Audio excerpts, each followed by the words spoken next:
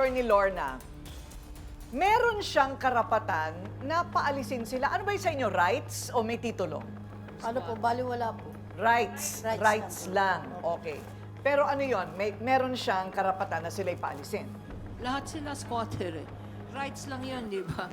Yes. Oh, yung rights will not give right to others. Hindi transferable yan. Okay. So, pwedeng kung Kanino binigay yung rights? Sino binigay? Bali, nakapangalan po yun sa biyenan ko po. Kasi sa asawa niya. Sa asawa. Yes. Okay. Oo. Yeah. Pero ang nakikita ko, ang bigger problem dito is, tignan natin, anong ugat ng problema? Ang ugat ng problema dito is si Enot. Kasi lahat sila, pamilya. Ang hindi pamilya, kapatid versus kapatid, tiyahin versus pamangkin. Sino ang hindi related dyan? Si Enot. At siya pa yung sumasawsaw, nagpapalala sa problema. Ang problema naman dito, nakikita ko, yung lack of respect sa sarili. Risa, sabi mo maganda ka nga.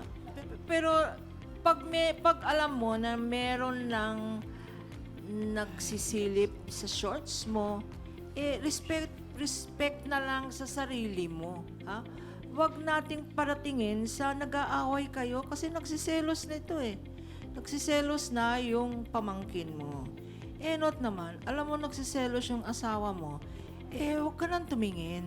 Huwag mo nang gatungan yan. Pero sa karapatan, pwede ba niyang paalisin dahil Oh yes. sa oo. asawa niya yung rights eh? Pwede niyang paalisin nga. Kanya, yun ang problema dito. Yung generosity, yung pagtulong nga ni Risa sa pamilya ni Jeneline na nakatira sa kalye lang, pinapalitan ng kasamaan at ng selos. Hindi pwedeng ganun. Kasi dapat maghiwalay na kayo. Meron tayong batas na tinatawag na safe space. Bawal bastos law, no? Meron na yan sa mga ordinansa na yan sa Quezon City at batas na yan. Anong ibig sabihin nun? Yung pagsisilip, no? Yung tinitignan mo, kabastusan yan. Ikaw naman, yung nagbibend ka, hindi pwedeng attraction yung puwet mo, no? Kasi nagbibigay ka ng temptation.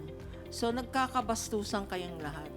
Ayun, bawal yan sa batas. Pwedeng magkakaso sa safe space law. Dapat ang bahay o ang kalye sa bahay ay safe space. Yun lang po. Okay, thank you very much, Attorney Lorna. Brother June, sinong dapat umiwas? Kasi ganyan yung turuan yan, di ba? Oo. Sinong dapat umiwas? Ang babae o ang lalaki? Halimbawa, pareho silang meron ng mga... Well, initially, ang Oo. babae talaga, lalo ang Pilipina, no? Maingat ang Pilipina sa katawan nila. Ang mga lalaki talagang damuho kami. Pag may sisilipin talaga. Pero kung meron kang asawa, nandun sa bahay mo yung asawa mo, ba't sisilipan mo yung tiyahin ng asawa mo?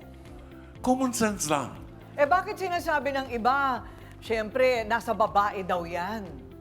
Nasa babae daw yan. May ganong kasabihan ng Pilipino. Ate ko rin, miski magubad ng babae sa harap ko, pag talagang ayaw ko, hindi Talaga naman, ba? may delikadesa kami mga lalaki. Hindi porke nakakita ka ng babae, ano, di ba? Miski magubad yan sa harap mo, pag ayaw mo, ayaw mo. Kahit hindi nag-uubad yan, pag gusto mo, talagang kakapangin mong tinamaan ng kulog na yan, di ba? Ang maliwanag dito, Ate Kuring, she owns the property. Yung asawa niya, ang may-ari ng bahay. Nakikitira lang kayo sa bahay. Kayo pa gumagawa ng gulo. I-prove niyo sa sarili niyo, responsable kayo, bubukod kayo. Ngayon, isa sa mga insecurities to eh. Kasi wala ngang sacrament of matrimony. Walang kasal sa civil. So, walang commitment. So, palaging may insecurity ang babae kasi hindi kasal. Anytime pwede siyang iwanan ng lalaki. Yun ang isa. Ayan. Okay. Doc Camille, yung mga bata ang inaalala ko. Kasi ganun yung yung environment nila. Paano yun? Ang liit-liit ang espasyo, naririnig silang nagmumurahan. hindi karapat-dapat? Nakakalungkot nga pong isipin, Ate Corinne, kasi syempre dito nakikita natin ano yung core values na pinapakita dito. Syempre, unang-una, kailangan matutong magrespeto rin yung mga bata. Paano magkakaroon ng respeto kung nakikita nila araw-araw nagmumurahan?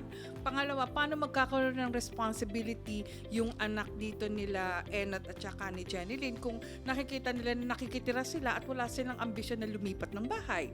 And then, third, anong klaseng compassion ang ipinapakita nyo kung ang pinapakita rito ay nag-aaway kayo, na magkakamag-anak kayo at hindi kayo nagkakaayos nang sa dahilan na napapalaki lang yung ganitong klaseng sitwasyon dahil si Enot ay nagsusumbong. In the first place, siguro mas maigi, Enot, hindi mo dapat kasi sinusumbong yan. Dapat ikaw mismo marunong kang umiwas sa mga ganyang klaseng sitwasyon dahil kasi nakikitira ka lang. Yun yung punto doon nakikitira ka lang. Ang isang taong desente, in-earn yung respeto dyan. Kaya nga sinasabi, yung dignidad, yun yung pundasyon ng pagkakaroon ng respeto. At ang dapat ang unahin natin, respeto sa sarili. Kung may respeto kayo sa sarili nyo, hindi kayo gagawa na talagang makikitira kayo, hindi kayo mag-aambag. So, talagang definitely, napakahirap para sa isang tiyahin na nakikitira ng kakayot lahat tapos ginaganon nyo pa ng kwento. Sana magkaroon kayo ng pagkakataon na ayusin nyo to dahil kasi importante dito, respeto, dignidad, at saka pagiging disenteng tao. Okay, maraming salamat, Doc Noel.